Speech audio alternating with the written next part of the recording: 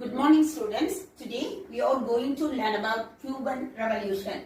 The Cuban Revolution was an armed revolt conducted by Fidel Castro's revolutionary on 26th July. Movement was against the military dictatorship of Cuban President Batista. The Cuban Revolution had powerful domestic and international repercussions. Next one is the Arab-Israel conflict included political tension, military conflicts and disputes between the Arabs and Israel troops. The Cuban Revolution. The United States had its satellite states in Central America, Honduras, El Salvador, Nicaragua, Panama, and Guatemala. The Caribbean, Cuba, the Dominican Republic and Haiti, and East Asia, the Philippines, South Korea, South Vietnam, and Thailand. These states were governed by ruling groups made up of military personnel, landed gentry, and occasionally of local capitalists. After Castro took power, the US owned oil refineries on the island, refused to process Russian oil. Castro nationalized them.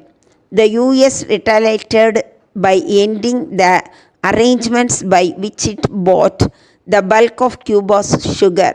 Castro nationalized the US owned sugar companies and ended the US monopolies in electricity and telephones. All this gravely threatened the American economic interests. Cuban Missile Crisis.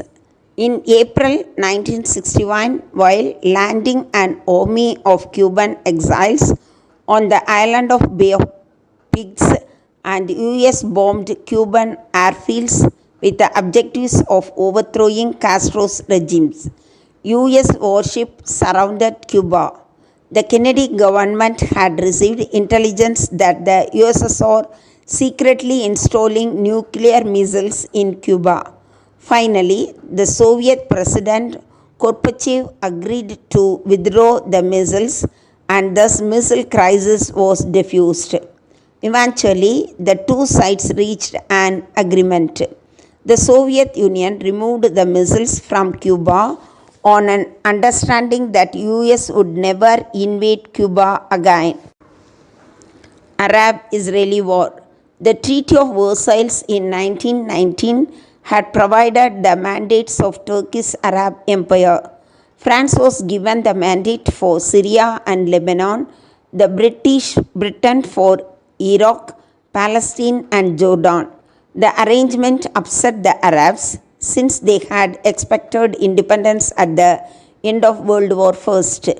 Britain promised to Zionist leader it would allocate one of the Arab lands, Palestine, to Jews and settlers from Europe, further embittered the Arabs.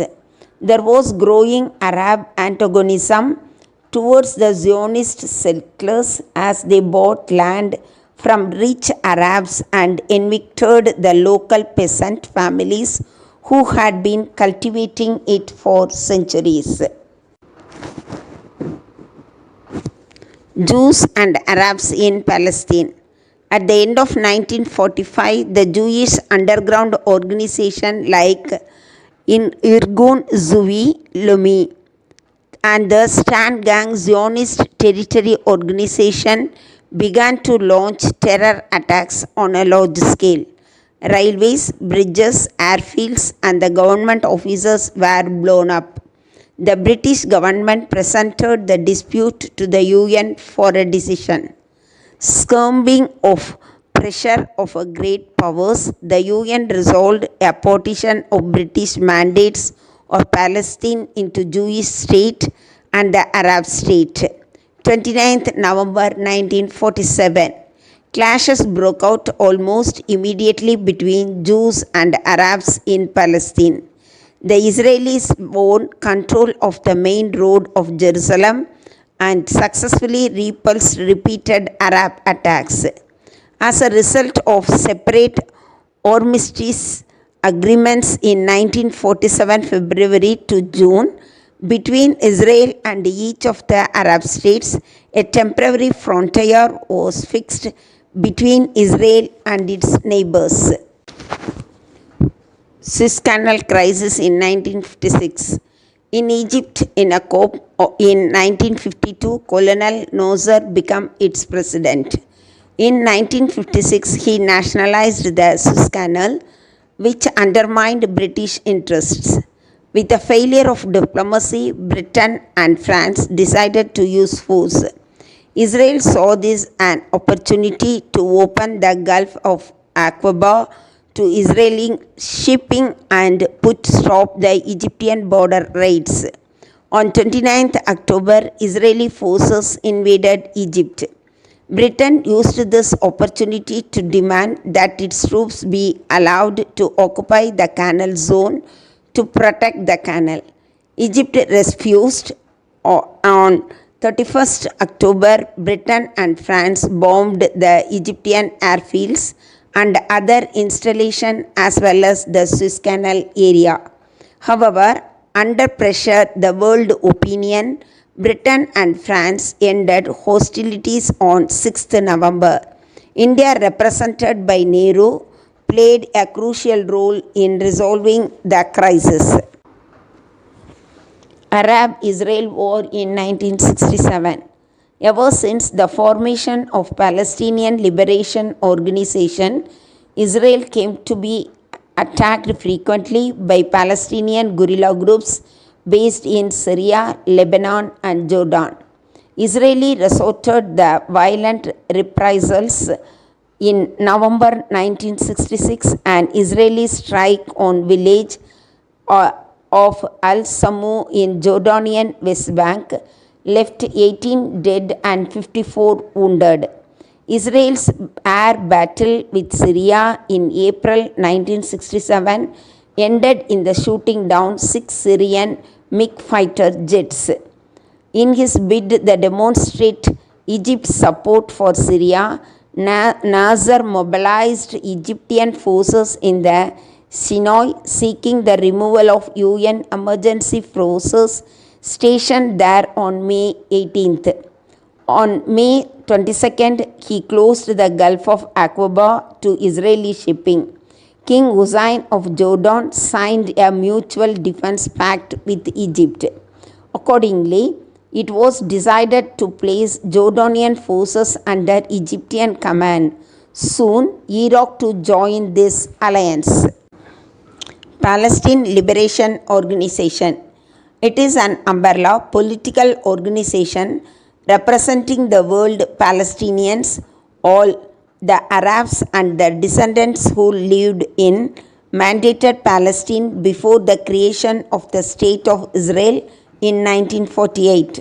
It was formed in 1964 to federate various Palestinian groups that previously had operated as clandestine resistance movement.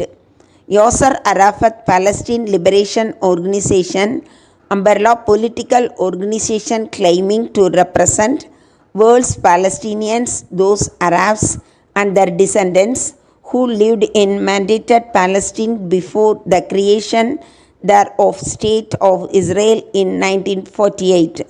Zat was the prominent leader.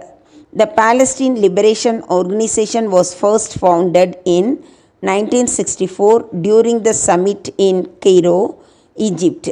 The organization's initial goals were to unite various Arab groups and create liberated Palestine in Israel. Yasser Arafat in 1924. Yasser Arafat in 1969. Yasser Arafat became a chairman of PLO's executive committee, a position he held until the death of 2004. Yasser Arafat was appointed commander-in-chief of all Palestinian Arab guerrilla forces in September 1970. Wearing disused pistol and carrying olive branch and dressed in a military uniform, his appearance raised the world awareness of Palestinian cause. Arafat was elected by the Central Council of the PLO as the first president of State of Palestine on April 2, 1989. Palestinian leader Yasser Arafat founded a group of Al-Fatah in 1958, advocated the armed struggle against the Israel. A decade later, a group joined Palestinian Liberation Organization, which was formed under the authority of Arab League. Thank you, students.